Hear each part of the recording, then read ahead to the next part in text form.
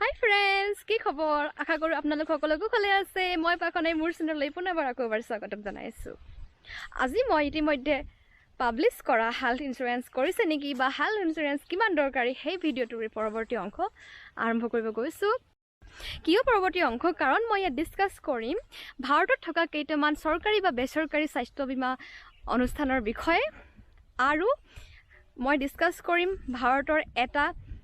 Important বহুত popular স্বাস্থ্য বীমাৰ বিষয়ে আৰু কেইটামান বেচৰকাৰী স্বাস্থ্য বীমাৰ বিষয়ে ক'ম, আৰু কেনেকৈ আমি স্বাস্থ্য বীমা চিলেক্ট কৰিব লাগে বা ল'ব লাগে, কোনকেইটা কথাৰ ওপৰত ভিত্তি কৰি আমি এটা স্বাস্থ্য বীমা ভাল বুলি গম পাম, সেইবিলাকৰ বিষয়েও ডিছকাছ কৰিম। গতিকে ভিডিঅ'টো ভালকৈ চাব বুলি আশা কৰিলোঁ। তেনেহ'লে বলক ভিডিঅ'টো আৰম্ভ কৰোঁ। আপোনালোকে বাৰু গম পায়নে, ভাৰত চৰকাৰে দেশৰ জনসাধাৰণৰ কাৰণে বহুতো স্বাস্থ্য বীমা আঁচনি ইতিমধ্যে হাতত লৈ আহিছে, আৰু এই স্বাস্থ্য বীমা আঁচনিসকল বিশেষকৈ তেওঁলোকৰ কাৰণে দৰকাৰী যিসকল লোকে প্ৰিমিয়াম দিবলৈ অসমৰ্থ বা যিসকল লোকক অকণমান চৰকাৰী আঁচনিৰ সুবিধাৰ দৰকাৰ। ভাৰত চৰকাৰে আমাৰ কাৰণে লৈ অনা কেইটামান ইম্পৰ্টেণ্ট বা গুৰুত্বপূৰ্ণ স্বাস্থ্য বীমা আঁচনি হৈছে যে বহুত আছে, তাৰে ভিতৰত মই কেইটামান নাম কৈছোঁ। এটা হৈছে প্ৰধানমন্ত্ৰী জন আৰোগ্য যোজনা, আৰুটো হৈছে প্ৰধানমন্ত্ৰী জীৱন জ্যোতি বীমা যোজনা, প্ৰধানমন্ত্ৰী জন ধন বীমা যোজনা, ৰাষ্ট্ৰীয় স্বাস্থ্য বীমা যোজনা। তাৰপিছত যিসকল লোক চাকৰি কৰে, চাকৰিয়াল লোকসকলৰ কাৰণে যদি চেণ্ট্ৰেল গভৰ্ণমেণ্টৰ চাকৰি কৰে তেওঁলোকৰ কাৰণে আছে central government health insurance scheme, universal health insurance scheme. তাৰ উপৰিও ৰাজ্যভেদে বেলেগ বেলেগ ৰাজ্যত সেই ৰাজ্য চৰকাৰে বিভিন্ন ধৰণৰ ৰাজ্য চৰকাৰৰ আণ্ডাৰত থকা চৰকাৰী হেল্থ ইঞ্চুৰেঞ্চ স্কিম কিছুমান লৈ আহিছে, আৰু সেই স্কিম কেইটাৰ নাম বেলেগ বেলেগ হ'ব পাৰে, ৰাজ্যভেদে বেলেগ বেলেগ হ'ব পাৰে। আমাৰ অসমৰ কাৰণে এটা ৰিচেণ্টলি আহিছে Assam employees health assurance scheme, আৰু অসমৰ দুখীয়া লোকসকলৰ কাৰণে এটা স্কিম আছে, সেইটো হৈছে অটল অমৃত অভিযান। গতিকে এই স্কিমসমূহত যিবিলাক কেন্দ্ৰীয় চৰকাৰৰ দ্বাৰা পৰিচালিত বা ৰাজ্য চৰকাৰৰ দ্বাৰা পৰিচালিত এই স্কিমসমূহ আমি ডাইৰেক্টলি লৈ ল'ব পাৰোঁ, কোনো চিন্তা নকৰাকৈ, কোনো টেনশ্যন নকৰাকৈ, কাৰণ এই স্কিমবিলাকৰ প্ৰিমিয়াম বহুতেই কম, বা বহু ক্ষেত্ৰত ইভেন আমাৰ নৰ্থ ইষ্টৰ ৰাজ্যকেইখনৰ কাৰণে প্ৰিমিয়ামসমূহৰ 90% ইভেন চৰকাৰী আমাৰ হৈ দিয়ে দিব। গতিকে এই স্কিমকেইটাত এনৰল হোৱাৰ কোনো আপত্তি নাই, কাৰণ এইটো বহুত ছিকিউৰ এণ্ড ছেফ হয়, কাৰণ এইটো চৰকাৰে আমাৰ হৈ পে'মেণ্ট কৰি আছে। ইয়াৰ উপৰিও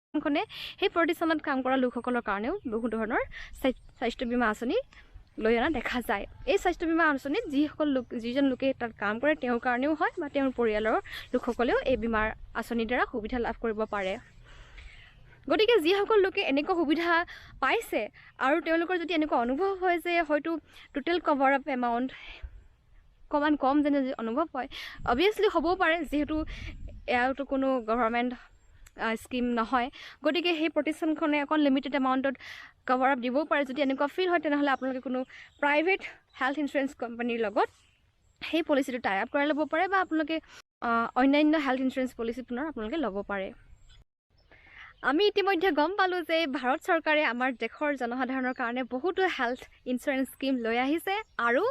ৰাজ্য চৰকাৰে কিছুমানেও সেই ৰাজ্যৰ আণ্ডাৰত থকা লোকসকলৰ কাৰণেও অন্যান্য কিছুমান চৰকাৰী স্বাস্থ্য বীমা আঁচনি লৈ আহিছে।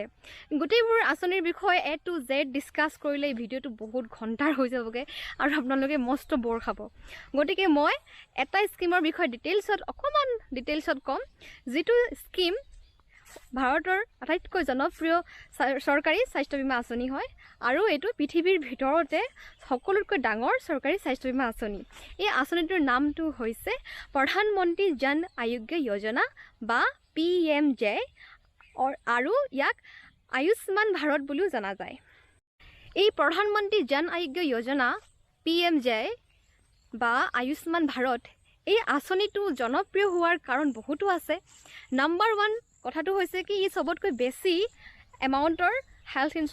ইঞ্চুৰেঞ্চৰ কভাৰ আপ দিয়ে। এই আঁচনিটোৱে ভাৰতত থকা প্ৰতিটো ফেমিলিক, প্ৰতিটো পৰিয়ালক প্ৰতি বছৰে 5 লাখ টকা পৰ্যন্ত স্বাস্থ্য বীমা সেৱা আগবঢ়ায়। এইটো এটা ফেমিলি ইঞ্চুৰেঞ্চ। এই ফেমিলিটোত এজন ব্যক্তি থাকিব পাৰে বা তেওঁৰ ফেমিলিৰ গোটেইকেইজন ব্যক্তি থাকিব পাৰে। ব্যক্তি কিমানজন হ'ব লাগিব, মেক্সিমাম কিমানজনলৈকে কনচিডাৰ কৰে এনেকুৱা কোনো কথা নাই। সেই ব্যক্তিজনৰ ঘৰত বহুতজন লোক থাকিব পাৰে, আৰু প্ৰত্যেকেই সুবিধা লাভ কৰিব পাৰে। এই আঁচনিটোত শিশুৰ পৰা বৃদ্ধলৈকে সকলো লোক এনৰোল হ'ব পাৰিব, আৰু যিদিনাখন এনৰোল হ'ব সেই দিনাখনৰ পৰাই স্বাস্থ্য বীমাৰ সকলো সুবিধা লাভ কৰিব পাৰিব। স্বাস্থ্য বীমাৰ সুবিধা মানে হৈছে কি আপুনি যদি আপোনাৰ নিজৰ চিকিৎসাৰ নামত যিমান পইচা খৰচ কৰিছে বা আপোনাৰ ফ্যামিলিৰ কোনোবা এজন ব্যক্তিৰ চিকিৎসাৰ নামত যদি বহু পইচা খৰচ কৰে সেই পইচা গোটেই এমাউণ্টটো এই পলিচিৰ পৰাই আপোনাক হৈ পেমেন্ট কৰা হয়। এই চিকিৎসা আপুনি গভ হস্পিটেলতো ল'ব পাৰে বা কোনো প্ৰাইভেট হস্পিটেলতো গৈ ল'ব পাৰে। চিকিৎসাৰ নামত হোৱা খৰচ বুলি ক'লে বহুতো খৰচ আহিব পাৰে। হস্পিটেললৈ যোৱাৰ পৰা অহালৈকে যিমানবোৰ খৰচ হ'ল আনুষংগিক থকা খোৱাৰ খৰচ, লেবৰেটৰী বা পৰীক্ষা নিৰীক্ষা কৰা খৰচ, ডক্টৰ কনচালটেশ্যন কৰাৰ খৰচ, দৰৱ পাতিৰ খৰচ, অক্সিপ্ৰেছাৰৰ খৰচ, এভৰিথিং ইটছ এণ্ড এভৰিথিং যিমান খৰচ হ'ল আপোনাৰ চিকিৎসাৰ নামত সেই সকলো খৰচ এই আঁচনিৰ দ্বাৰা আপোনাক দিয়া হ'ব। মুঠতে আপুনি প্ৰতি বছৰে 5 লাখ টকা পৰ্যন্ত পাব। এতিয়া কথাটো হ'ল কি এই স্কিমটো সকলো লোকৰ কাৰণে এভেইলেবল নহয়। এই স্কিমটোত অতি দৰিদ্ৰ লোকসকলকহে ইনক্লুড কৰা হৈছে। যদি কোনোবা এজন ব্যক্তি বা তেওঁৰ ফ্যামিলিটো গাঁৱত বাস কৰে বা চহৰত বাস কৰে সেই অনুসৰি তেওঁলোকৰ এলিজিবিলিটি ক্ৰাইটেৰিয়া বেলেগ বেলেগ হ'ব। গতিকে ডিটেইলছ তথ্যৰ কাৰণে এই স্কিমটোৰ চৰকাৰী যিটো ৱেবছাইট হয় সেই ৱেবছাইটত গৈ কিনে আপোনালোকে সেই ক্ৰাইটেৰিয়াবোৰ চাব। যদি নিজকে এলিজিবল বুলি যদি ভাবে তেনেহ'লে অনলাইন যোগে আপোনালোকে আবেদন কৰিব পাৰে স্কিমটো ল'বৰ কাৰণে বা অফলাইন যোগেও হয়তো কৰিব পাৰিব। অফলাইন যোগে কেনেকৈ কৰিব লাগিব বা কোনটো অফিচলৈ যাব লাগিব ইয়াৰ সবিশেষ আপোনালোকে সেই অফিচিয়েল ৱেবছাইটটোতে পাব। লিংক মই ডেছক্ৰিপশ্যন বক্সত দি থৈছোঁ, আপোনালোকে ডাইৰেক্টলি গৈ সেই লিংকত গৈ চাবগৈ পাৰে। এতিয়া আহিছোঁ ভাৰতত থকা কেইটামান বেচৰকাৰী স্বাস্থ্য বীমা আঁচনিৰ নাম সম্পৰ্কে। বহুতো স্বাস্থ্য বীমা আঁচনি আছে আমাৰ ভাৰতত যিবোৰ প্ৰাইভেট হয়। For example care health insurance, then আহিলে Max health insurance, Reliance health insurance, SBI health insurance, Religare health insurance etcetera etcetera etcetera. এতিয়া এই গোটেইবোৰ কোম্পানীয়ে নিজৰ ভাল ভাল কথাবোৰ সেই ৱেবছাইটত দি থ'ব। গতিকে যেতিয়া আপুনি এটা ইঞ্চুৰেঞ্চ ল'বলৈ যাব তেতিয়া আপুনি কনফিউজ হৈ যাব পাৰে যে মই কোনটো লওঁ, কোনটো ভাল কোনটো বেয়া। হেল্থ ইঞ্চুৰেঞ্চ এটা চিলেক্ট কৰোঁতে কেইবাটাও ফেক্ট আছে যিটোৰ ওপৰত আমি গুৰুত্ব দি কিনে এটা হেল্থ ইঞ্চুৰেঞ্চ পলিচিক ভাল বুলি ক'ব লাগিব। প্ৰথম ফেক্টটো হৈছে কি ইনকাৰ্ড ক্লেইম ৰেচিঅ' আৰু case settlement ratio'. Incurred claim ratio' মানে it is a ratio' of কিমান তেওঁলোকে এজ এ প্ৰিমিয়াম কালেক্ট কৰিলে আৰু কিমান অংশত তেওঁলোকে কাষ্টমাৰক উভতাই দিলে যেতিয়া সেই কাষ্টমাৰে ক্লেইম কৰিছিল যে তেওঁলোকক বৰ্তমান এই সুবিধা দৰকাৰ হৈছে বুলি। ছাপ'জ ফৰ এক্সাম্পল তেওঁলোকে যদি 100 টকা প্ৰিমিয়াম কালেক্ট কৰিছিল আৰু তাৰে 50 টকা তেওঁলোকে যদি উভতাই দিছে তেনেহ'লে 50 টকা তেওঁলোকৰ প্ৰফিট হ'ল। গতিকে incurred claim ratio' it is just the ratio' between two amount. Incurred claim ratio' 50ৰ পৰা 70% হ'ব লাগে বুলি কোৱা যায়। বহুত বেছি যদি হয় ইনকাৰ্ড ক্লেইম ৰেচিঅ' ছাপ'জ 100 টকা তুলিছিলে তাৰে যদি 90 টকা ঘূৰাই দিলে তেনেহ'লে কোম্পানীৰ অনলি 10%হে প্ৰফিট হ'ল। গতিকে যেতিয়া অন্য এজন ব্যক্তিয়ে পুনৰ ক্লেইম কৰিব তেওঁক বৰ্তমান ইঞ্চুৰেঞ্চৰ সেই সুবিধা দৰকাৰ হৈছে তেনেহ'লে তেওঁ দিবৰ ক'ৰ পৰা, কোম্পানীটো দিবৰ ক'ৰ পৰা। গতিকে এটা কোম্পানী যেতিয়া হেল্থ ইঞ্চুৰেঞ্চ কোম্পানী এটা আপুনি যেতিয়া চিলেক্ট কৰিব সেই কোম্পানীটোৰ ইনকাৰ্ড ক্লেইম ৰেচিঅ' 50-60 বা 50-70 হোৱাটো ভাল বুলি কয়। আৰু আনহাতে কেছ ছেটেলমেণ্ট ৰেচিঅ' মানে হৈছে কি কিমান সংখ্যক লোকে ক্লেইম কৰিছিল আৰু কিমান সেই ক্লেইম কৰা লোকসকলৰ ভিতৰত কিমান সংখ্যক লোকৰ কেছটো ছেটেল হৈ গ'ল আৰু এই ছেটেল হওঁতে কিমান দিন লাগিলে, কিমান মাহ লাগিলে এই বিষয়ে বিশেষ জনা নাযায়। যদিও হাই কেছ ছেটেলমেণ্ট ৰেচিঅ'টোৱে এটা কোম্পানীৰ গুড হেল্থক ইণ্ডিকেট কৰে। সঠিক ইনকাৰ্ড ক্লেইম ৰেচিঅ' আপুনি জানিবৰ কাৰণে চাব লাগিব ইণ্টাৰনেটত, বেছি হোৱাটো ভাল। ইয়াৰ উপৰিও যেতিয়া আপুনি হেল্থ ইঞ্চুৰেঞ্চ পলিচি এটা ল'বলৈ বিচাৰিব তেতিয়া আপুনি যিখন গাঁৱত বা যিখন চহৰত বাস কৰে সেই চহৰখনত থকা হস্পিটেলকেইখনৰ লগত বা সেই চহৰখনৰ ওচৰে পাঁজৰে থকা ডিষ্ট্ৰিক্টকেইখন বা ওচৰে পাঁজৰে ৰাজ্যকেইখনৰ কোনকেইখন হস্পিটেলৰ লগত উক্ত কোম্পানীকেইটা মানে হেল্থ ইঞ্চুৰেঞ্চ কোম্পানীকেইটাৰ লিংক আছে, মানে কেছলেছ ট্ৰানজেকশ্যন আছে সেইটো জনাটো দৰকাৰ। আদাৰৱাইজ আপোনাৰ কি হ'ব, প্ৰথমতে পে'মেণ্টটো আপুনি কৰিব লাগিব, পিছতহে আপুনি কোম্পানীৰ পৰা পইচাখিনি উভতাই পাব। যদি এই ক্ষেত্ৰত যদি আপোনাৰ ডাঙৰ বেমাৰ হয় আৰু য'ত যদি বহুত টকা পইচা দৰকাৰ হয় তেনেহ'লে গোটেইখিনিতো আপুনি পকেটৰ পৰাই দিব লাগিব সেইকাৰণে যেতিয়া আপুনি এটা company health insurance company select কৰিবলৈ হ'ব সেইটো সময়ত আপুনি তেনেকুৱা এটা কোম্পানী চিলেক্ট কৰক তেনেকুৱা এটা হেল্থ ইঞ্চুৰেঞ্চ পলিচি চিলেক্ট কৰক যিটো হেল্থ ইঞ্চুৰেঞ্চ পলিচিয়ে আপোনাৰ ওচৰে পাজৰে থকা ভাল ভাল হস্পিটেলখনৰ লগত ডাইৰেক্ট কেছলেছ ট্ৰানজেকশ্যনৰ দ্বাৰা সংযুক্ত হৈ আছে ইয়াৰ উপৰিও অন্য এটা কথা হ'ল কি বহু কোম্পানী এনেকুৱা হয় যে তেওঁলোকে 100% আপোনাৰ খৰচৰ 100% ঘূৰাই নিদিয়ে মানে 100% তেওঁলোকে আপোনাৰ হৈ পে'মেণ্ট নকৰে ছাপ'জ 90%হে পে'মেণ্ট কৰে তো এই ক্ষেত্ৰত যদি আপোনাৰ 100 টকা ছাপ'জ যদি খৰচা হয় তেনেহ'লে 90 টকাহে তেওঁলোকে দিব 10 টকাটো আপুনি নিজৰ পকেটৰ পৰাই দিব লাগিব ইয়াতে মই টকা বুলি কৈছোঁ 100 টকাটো একচুৱেলি নহয় লাখত হ'ব পাৰে বা হাজাৰত হ'ব পাৰে গতিকে বেছি পাৰ্চেণ্টেজত যদি কোনোবা কোম্পানীয়ে ঘূৰাই দিয়ে তেনেহ'লে সেই কোম্পানীটো ভাল হয় সেই তেনেকুৱা এটা কোম্পানী আপোনালোকে চিলেক্ট কৰিব অন্য এটা পইণ্ট হৈছে 3 নম্বৰ পইণ্টটো হৈছে কি বহু হেল্থ ইঞ্চুৰেঞ্চ পলিচিত ডে কেয়াৰ ফেচিলিটি এভেইলেবল নহয় ডে কেয়াৰ ফেচিলিটি মানে আপুনি যদি 24 ঘণ্টাতকৈ কম সময়ৰ কাৰণে যদি চিকিৎসাধীন হৈ আছে তেনেহ'লে আপুনি সেই সময়ত যিমান পইচা খৰচ কৰিলে আপোনাৰ চিকিৎসাৰ কাৰণে সেই চিকিৎসা সেৱা সেই চিকিৎসাৰ খৰচটো সেই কোম্পানীটোৱে আপোনাৰ হৈ পে'মেণ্ট নকৰিব গতিকে আপুনি সেইবোৰ হেল্থ ইঞ্চুৰেঞ্চক প্ৰাধান্য দিব যিবোৰত ডে কেয়াৰ ফেচিলিটি আছে আজিকালিৰ কম্পিউটাৰ যুগত বহু অপাৰেশ্যন দিনটোৰ ভিতৰতে হৈ যায় বহু স্বাস্থ্যৰ কনচাল্টেশ্যন দিনটোৰ ভিতৰতে হৈ যায় আমাক 24 ঘণ্টা ৰ'বলগীয়া নহ'বও পাৰে গতিকে যদি এনেকুৱা হয় তেনেহ'লে আমিতো সেই বেনিফিটটো নাপামেই আপুনি যদি ভুলতে যদি তেনেকুৱা স্কিম লৈছে তেনেহ'লে আপুনি জানি বুজি 24 ঘণ্টা থাকিব লাগিব যাতে আপুনি আপোনাৰ পইচাটো ক্লেইম কৰিব পাৰে সেই হেল্থ ইঞ্চুৰেঞ্চ পলিচিটোৰ সহায়ত গতিকে ডে কেয়াৰ ফেচিলিটি থকা হেল্থ ইঞ্চুৰেঞ্চ স্কিম এটা চিলেক্ট কৰিব 4 নম্বৰ ফেক্টটো আৰু মষ্ট ইম্পৰ্টেণ্ট ফেক্টটো হৈছে কি যেতিয়া আপুনি হেল্থ ইঞ্চুৰেঞ্চ পলিচি এটা চিলেক্ট কৰিব সেইটো সময়ত আপুনি তন্নতন্নকৈ চোৱা উচিত যে এই হেল্থ ইঞ্চুৰেঞ্চ পলিচিটোৱে কি বেমাৰ কভাৰ আপ কৰি আছে বহু ক্ষেত্ৰত দেখা যায় যে যেনে মেটাৰনিটি লিভ হওক বা বিউটি কেয়াৰ চাৰ্জাৰিকেল অপাৰেশ্যন আদি চিকিৎসাৰ নামত যিমান পইচা খৰচ হয় সেইবোৰ খৰচ বহু হেল্থ ইঞ্চুৰেঞ্চ স্কিমে কভাৰ নকৰে ইঞ্চুৰেঞ্চ পলিচিত যিবোৰ বেমাৰ আপুনি জানি বুজি কৰা নাই যিবোৰ সঁচাকৈ বেমাৰ হয় সেইবোৰক তেওঁলোকে কভাৰ আপ কৰে সঁচাকৈ বেমাৰ মানে ছাপ'জ যিবোৰ ভাইৰেল ডিজিজ হ'ল বা বেক্টেৰিয়েল হওক বা অন্য কিবা ধৰণৰ বেমাৰ কেঞ্চাৰ বা ডায়েবেটিছ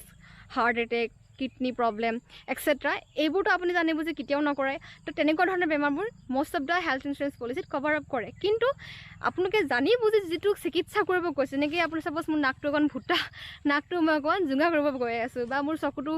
লেচিক লেজাৰ চাৰ্জাৰী কৰিব গৈ আছোঁ বা মোৰ স্কিন অকণমান মানে ক্ষীণাব গৈ আছোঁ বা এনেকুৱা ধৰণৰ বিউটি কেয়াৰ চাৰ্জাৰিকেল অপাৰেশ্যনৰ কষ্টবোৰ বহুত হেল্থ ইঞ্চুৰেঞ্চ পলিচিত কভাৰ নকৰে বহুত কিছুমানত হয়তো কৰেও গতিকে আপুনি যেতিয়া এটা হেল্থ ইঞ্চুৰেঞ্চ স্কিম বাছনি কৰিব এই কথাকেইটাও ভালকৈ গুৰুত্ব দিব যাতে ভৱিষ্যতে এনেকুৱা নহওক যে আপোনাৰ বেমাৰত পৰি গ'ল আৰু সেই বেমাৰৰ কাৰণে যিমান পইচা খৰচ হ'ল আপুনি প্ৰিমিয়াম দি থকাৰ পিছতো ক্লেইমেই কৰিব পৰা নাই অন্য এটা ফেক্ট হৈছে কি যেতিয়া আপুনি এটা ইঞ্চুৰেঞ্চ ল'ব তাত তেওঁলোকে ভালকৈ কিছুমান কুৱেশ্যন সোধে আপোনাৰ মেডিকেল হিষ্ট্ৰী বা আপোনালোকৰ ঘৰত কোনোবা এনেকুৱা বেমাৰ হৈছে নাই বা আপোনাৰ জীৱন ধাৰণ প্ৰণালী কেনেকুৱা এইবোৰ কথা সোধে আৰু এই কথাবিলাক আপোনালোকে সঁচাকৈ কোৱাটো ভাল আপোনালোকে হেল্থ ইঞ্চুৰেঞ্চ যদি ক্লেইম কৰিব লগা হয় সেইটো সময়ত যাতে আপোনালোকৰ সেই ক্লেইমটো যাতে ৰিজেক্ট হৈ নাযায় আপুনি যদি কথাবোৰ মিছাকৈ কয় তেনেহ'লে আপোনাৰ ক্লেইম ৰিজেক্টো হৈ যাব পাৰে গতিকে স্কিম এটা লোৱাৰ আগতে তাত যিবোৰ কথা লিখিছে তাৰ যিবোৰ চৰ্তাৱলী সেইবোৰ ভালকৈ জানি লোৱাটো উচিত আৰু যিবোৰ কথা সুধিছে সেইবোৰ আপোনালোকে শুদ্ধকৈ লিখিব লাগিব বা ক'ব লাগিব নহ'লে ফচি যাব পাৰে যে পিছত বোলে বেমাৰ হ'ল আৰু আপুনি ক্লেইম কৰিছে প্ৰিমিয়ামো দি আছে প্ৰতি বছৰে এনেকুৱা হ'ল বোলে আপুনি এতিয়া আপোনাৰ ক্লেইমটো ৰিজেক্ট হৈ গ'ল তো যাতে এনেকুৱা নহওক এইটো এটা ইম্পৰ্টেণ্ট ফেক্ট হয় বাকীবোৰ অলমষ্ট ছেইম হয় এতিয়া আহিছোঁ হেল্থ ইঞ্চুৰেঞ্চ পলিচিৰ ৰহস্যৰ বিষয়ে বহুতো লোকে হেল্থ ইঞ্চুৰেঞ্চ পলিচি কৰিবলৈ ভয় কৰে ইয়াৰ কাৰণটো হৈছে কি হেল্থ ইঞ্চুৰেঞ্চ পলিচিটোৰ প্ৰফিট আপুনি পাবনে নেপায় ডিপেণ্ড কৰে আপুনি বেমাৰত পৰিলে নে নাই যদি আপুনি বেমাৰতেই নপৰে তেনেহ'লে আপুনি অত বছৰে দি থকা প্ৰিমিয়ামৰ পইচাটো এনেই পানীতহে পৰিব উদাহৰণস্বৰূপে এজন লোকে 30 বছৰতে হেল্থ ইঞ্চুৰেঞ্চ পলিচিটো কৰাইছিলে আৰু দেখিলে যে 80 বছৰলৈকে তেওঁ দেখোন বেমাৰতে নপৰিলে তো তেওঁ 50 বছৰ মানে এনেইহে প্ৰিমিয়াম দি থকা নিচিনা হ'ল তো সেইটো কাৰণে বহুতে নকৰে গতিকে আপুনি যদি নিজকে ফিট কৰি থ'ব পাৰে তেনেহ'লে আপুনি হেল্থ ইঞ্চুৰেঞ্চ পলিচিটো নকৰিলেও হ'ব কিন্তু বৰ্তমান যিহেতু ভেজালৰ যুগ মানসিক টেনশ্যন বা পলিউশ্যন ইমান বেছি বেমাৰত পোৱাৰ প্ৰৱণতাটো অকণ বেছি তো এই ক্ষেত্ৰত হেল্থ ইঞ্চুৰেঞ্চ পলিচিটো কৰাই টেনশ্যন মুক্ত হৈ থকাটো ভাল যাতে এটলিষ্ট আপোনাৰ যদি বহুত ডাঙৰ বেমাৰ এটা হয় সেইটো সময়ত যাতে আপোনাৰ পৰিয়ালৰ লোকসকলে বা আপুনি গৈ অন্য লোকৰ ওচৰত গৈ যাতে হাত পাতিব লগা অৱস্থা নহয় সেইটো কাৰণে হেল্থ ইঞ্চুৰেঞ্চ পলিচিটো লৈ থোৱাটো ভাল কাৰণ it is a security to your life আমি যিমান লোকে গাড়ী কিনো হয়তো প্ৰত্যেকেই আমি কাৰ ইঞ্চুৰেঞ্চ পলিচি কৰাওঁ কাৰণ এইটো কম্পালচৰি কিন্তু হেল্থ ইঞ্চুৰেঞ্চ পলিচি আমি কৰিবলৈ দ্বিধাবোধ কৰোঁ এতিয়া ধৰা হওক আপুনি বেমাৰত নপৰিলে আপুনি বহুত ফিজিকেলি ফিট কিন্তু আমাৰ কেতিয়া এক্সিডেণ্ট হৈ যাব আমিতো গম নাপাওঁ বাই চান্স যদি আমাৰ এনেকুৱা এক্সিডেণ্ট হ'ল য'ত আমাৰ হাত এখন কাটিব লগা হ'ল ব্ৰেইনটো অপাৰেশ্যন কৰিব লগা হ'ল তেনেকুৱা ক্ষেত্ৰতো বহুত লাখ টকা দৰকাৰ হৈ যাব তো সেই ক্ষেত্ৰত